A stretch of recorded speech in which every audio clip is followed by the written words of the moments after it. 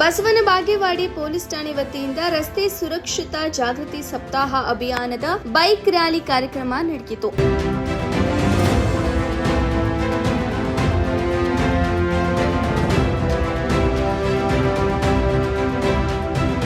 ಪಟ್ಟಣದ ವಿರಕ್ತ ಮಠದ ಸಿದ್ದಲಿಂಗ ಸ್ವಾಮೀಜಿ ಹಾಗೂ ಡಿವೈಎಸ್ಪಿ ಬಲ್ಲಪ್ಪ ನಂದಗಾವಿ ಹಾಗೂ ಸಿಪಿಐ ಗುರುಶಾಂತ್ ಗೌಡ ದಶ್ಯಾಳ್ ರವರು ಬೈಕ್ ರ್ಯಾಲಿಗೆ ಚಾಲನೆ ನೀಡಿದರು.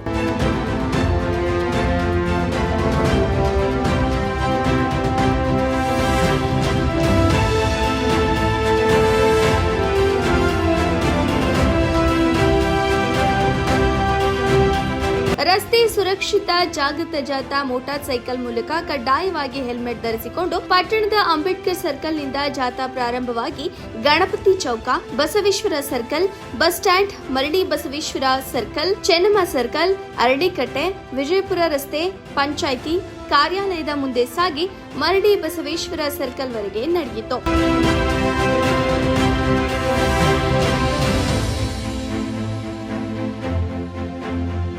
ಈ ಸಂದರ್ಭದಲ್ಲಿ ಎಎಸ್ಐಗಳಾದ MI Talawar, police head constable Jagadish Takkoda, Basavaraja Shebagonda, Shrishail Chigari, Sunil Malli, Neelakantha Gyandara, Ramesh Guli, DL Pujari, Srikanth Kuppigowdara, Venkatesh ಉಪಸ್ಥಿತರಿದ್ದರು.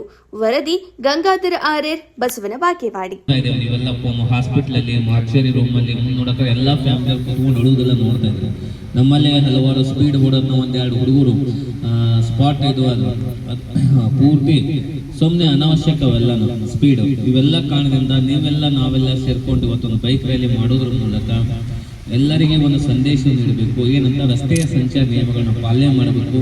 ಹೆಲ್ಮೆಟ್ ಇರೋದು ನಮ್ಮ ಪ್ರೊಟೆಕ್ಟಿವ್ ಆಗಿ, ಹೇಗೆ ಮೊಬೈಲ್ ನಾವು ಯೂಸ್ ಮಾಡ್ತೇವೆ, ಮೊಬೈಲ್ ಅತ್ಯವಶ್ಯಕ ಹಾಗೂ ನಮ್ಮ ಹೆಲ್ಮೆಟ್ ಯಾವುದೇ ಮನೆಯಿಂದ ಹೋಗೋಕ್ಕಿಂತ ಮುಂಚೆ ಹೆಲ್ಮೆಟ್ ತಗೊಂಡು ಹೋಗಿ ಬೈಕ್ ಯೂಸ್ ಮಾಡುವಾಗ ಹೆಲ್ಮೆಟ್ ತಲೆಯಲ್ಲಿ ಇರಬೇಕು. ಯಾಕಂದ್ರೆ ಹೆಲ್ಮೆಟ್ ನಮ್ಮ ರಕ್ಷಣಾ ಕವಚ. 2021 ಮತ್ತು 2022ರಲ್ಲಿ ಕೋವಿಡ್ ಬಂದಿತ್ತಲ್ಲ, ಅದರಲ್ಲಿ ಇಡೀ ನಮ್ಮ ದೇಶದಲ್ಲಿ ಸತ್ತವರ ಸಂಖ್ಯೆ ಒಂದು 4 ಲಕ್ಷ. ಬಟ್ ಪ್ರತಿ ವರ್ಷ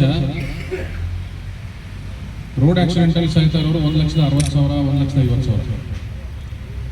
ಬಟ್ ಅದು ಯಾರಿಗೂ ನೋಟಿಸ್ ಆಗ್ತಾ ಇಲ್ಲ. ಕೋವಿಡ್ದಲ್ಲಿ ಅಷ್ಟು ಜನ ಸತ್ರು ಅಂತ ನಾವೆಲ್ಲರಿಗೂ ಮಾತಾಡ್ತೀವಿ. ಬಟ್ ಪ್ರತಿ ವರ್ಷ ಆಕ್ಸಿಡೆಂಟಲ್ಲಿ ಸಾಯ್ತಾ ಇದ್ದಾರೆ.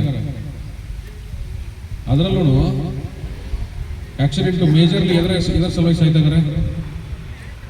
ಒಂದು, ಡ್ರಿಂಕ್ಸ್ ಮಾಡಿ ಡ್ರೈವ್ ಮಾಡೋದು. ನಾರ್ಮಲ್ ಆಗಿ ಒಂದು, ನನ್ನ ಮಗ ನನ್ನ ಮಾತು ಕೇಳಂಗಿಲ್ಲ, ನಾವು ನಮ್ಮ ತಂದೆ ಮಾತು ಕೇಳಂಗಿಲ್ಲ ಅಂತಂದ್ರೆ ಅವನ್ ಮಷಿನ್ ನಮ್ಮ ಮಾತು ಕೇಳುತ್ತಾ?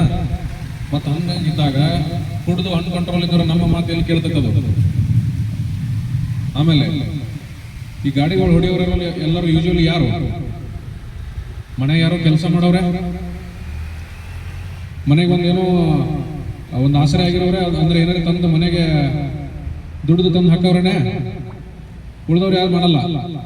ಸೊ ಮತ್ತೆ ಆ ರೀತಿ ಮಾಡೋರೆಲ್ಲರೂ ರಸ್ತೆ ಅಪಘಾತದಲ್ಲಿ ಏನಾದ್ರು ಪ್ರಾಣ ಕಳೆದುಕೊಂಡ್ರೆ ಪೂರ್ತಿ ಮನೆ ಅನಾಥ ಆಗಿಬಿಡುತ್ತೆ. ಒಂದು ರಸ್ತೆ ಸುರಕ್ಷತಾ ಜಾಗೃತಿ ಮುಂದಿನ ಜೀವನ ಚೆನ್ನಾಗಿರಲಿ ಅಂತ ಹೇಳಿ ನಮ್ಮ ಪೊಲೀಸ್ ಸಿಬ್ಬಂದಿಯವರು ಮಾಡ್ತಾ ಇದ್ದಾರೆ. ನಾವು ಯಾವುದೇ ಕಾರಣಕ್ಕೂ ಫೈನ್ ಆಗ್ತೈತಿ ಅಥವಾ ಏನೋ ನಮಗೆ ತೊಂದರೆ ಕೊಡ್ತಾರೋ ಅನ್ನೋ ದೃಷ್ಟಿಯಿಂದ ನಾವು ಹೆಲ್ಮೆಟ್ ಹಾಕೊಂಡು ಗಾಡಿ ಹೊಡೆಯೋದಲ್ಲ. ನಮ್ಮ ಜೀವನ ಸುರಕ್ಷತೆ ಇರಬೇಕು. ನಮ್ಮ